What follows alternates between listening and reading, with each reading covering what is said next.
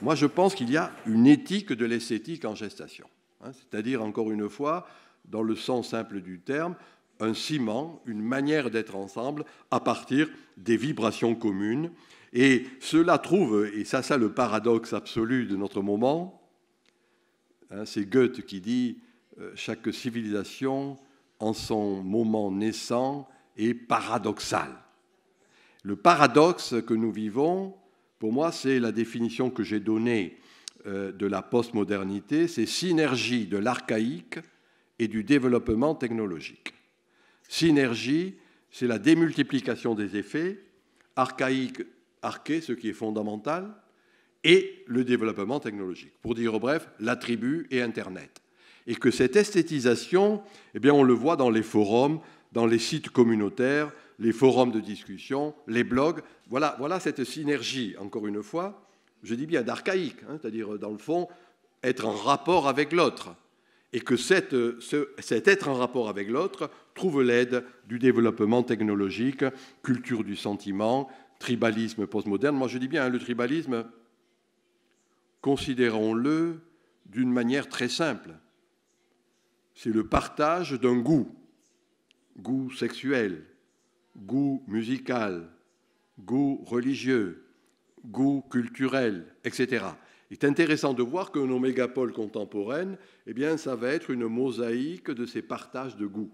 Internet aidant, bien évidemment, au travers de tous les forums que je viens d'indiquer. Voilà ce qu'est l'éthique de l'esthétique, à l'opposé de ce qui serait pour moi la modernité, une morale du politique. La morale du politique est ce qui a caractérisé, encore une fois, la modernité. Ce qui est en gestation serait cette éthique de l'esthétique, c'est la coopération, c'est le partage, la réversibilité, l'interaction. Alors, on a cette expression, je suppose que vous les avez ici en Italie, covoiturage, coworking, je ne sais pas trop quoi, enfin, colocation, voyez, etc., qui est la vieille idée latine du cum, avec. Et que dans ce ceci, cela, il y a tout simplement d'être avec.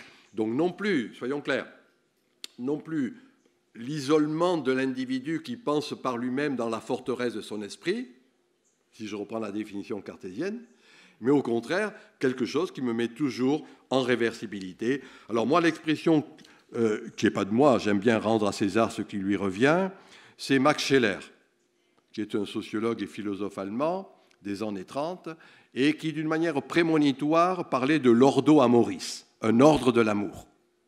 Et je pense qu'il y a en gestation, et que c'est cela qui est en train de s'exprimer dans l'émotionnel, dans le retour en force des affects, il y a cet ordo amoris, cet ordre de l'amour, qui n'est plus simplement, vous l'avez compris de mon point de vue, simplement rationnel, utilitaire, etc. Je ne reprends pas les catégories que j'ai indiquées, mais qui au contraire met en jeu des paramètres que l'on avait laissés de côté et qui sont en train de revenir. L'importance de ce corps, encore une fois, en son entier. Vous voyez, le corps en son entier, ce n'est pas un morceau du corps.